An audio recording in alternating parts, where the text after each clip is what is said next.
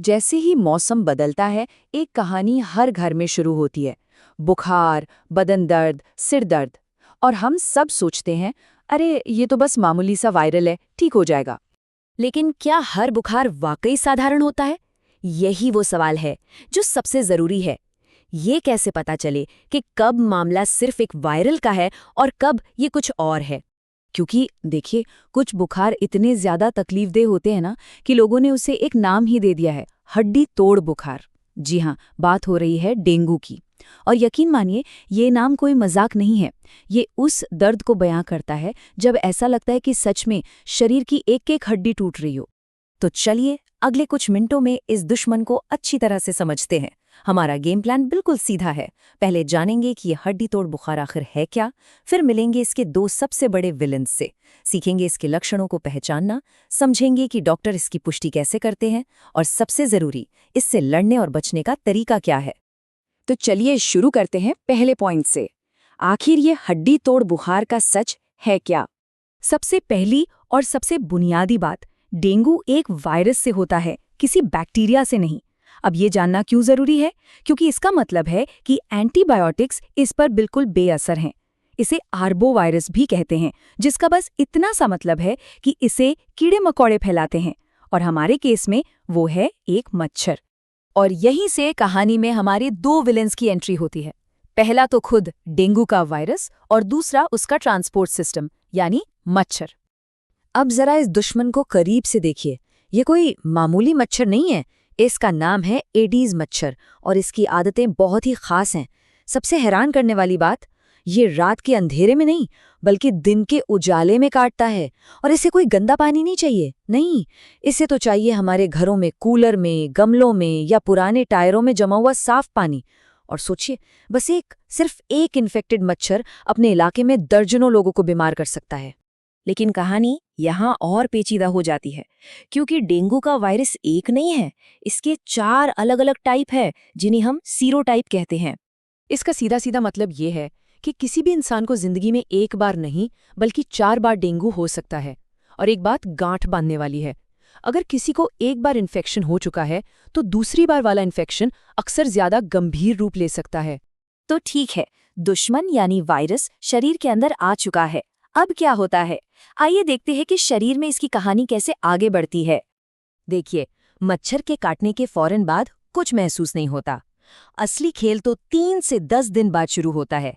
पहले कुछ दिन तेज बुखार रहता है, लेकिन जो सबसे ज्यादा ध्यान रखने वाला समय है वो है 5वें से 7वें दिन के बीच का। इसे कहते हैं क्रिटिकल फेज, यानी सबसे नाजुक दौर। इस दौरान लक्षण अक्सर आम फ्लू जैसे ही लगते हैं। बहुत तेज बुखार, जोड़ों और मांसपेशियों में जबरदस्त दर्द और बहुत तेज सिर दर्द। लेकिन डेंगू के 2 खास पहचान हैं। एक तो आंखों के ठीक पीछे होने वाला दर्द, और दूसरा शरीर पर दिखने वाले लाल लाल दाने। और उसी क्रिटिकल फेज में इन चेतावनी संकेतों पर नजर रखना सबसे ज्यादा जरूरी है। अगर उल्टियां रुक ही नहीं रही हैं, पेट में बहुत तेज दर्द है, मसूड़ों या नाक से खून आ रहा है, या फिर सांस लेने में दिक्कत हो रही है, तो समझिए ये खतरे की घंटी है। इनमें से कुछ भी दिखे तो एक पल का भी इंतजार नहीं करना है, फौरन डॉक्टर के पास जाना है। तो डॉक्टर ये कैसे कंफर्म करते हैं कि ये डेंगू ही है? इसका जवाब ब्लड टेस्ट में छिपा है। चलिए इसको थोड़ा आसान भाषा में समझते हैं। देखिए, यहाँ पर ना सारा खेल टाइमिंग का है। बुखार के पहले 5 दिनों में NS1 एंटीजन टेस्ट सीधे वायरस को ही पकड़ लेता है, लेकिन 5 दिन बाद हमारे शरीर की फौज यानी एंटीबॉडीज जवाबी कार्रवाई शुरू कर देती है। तब IgM टेस्ट से पता चलता है कि हाँ, लड़ाई शुरू हो चुकी है। और इन सबके साथ साथ प्लेटलेट काउंट पर तो पूरी बीमारी के दौरान लगातार नजर रखी जाती है। अच्छा, प्लेटलेट्स पर इतनी नजर क्यों? क्योंकि डेंगू में थ्रोम्बोसाइटोपिनिया हो सकता है। ये एक भारी भरकम शब्द है, पर इसका मतलब सीधा सा है, खून में प्लेटलेट्स का खतरनाक लेवल तक कम हो जाना। ये प्लेटलेट्स हमारे खून के वो सिपाही हैं जो बहते हुए खून को रोकते हैं, और जब इनकी गिनती बहुत ज्यादा घट जाती है तो शरीर के अंदर ब्लीडिंग का खतरा बढ़ जाता है। तो अब हम दुश्मन को पहचान गए, उसकी चाल समझ गए। तो सवाल ये है कि हमारा एक्शन प्लान क्या होना चाहिए, हम क्या कर सकते हैं?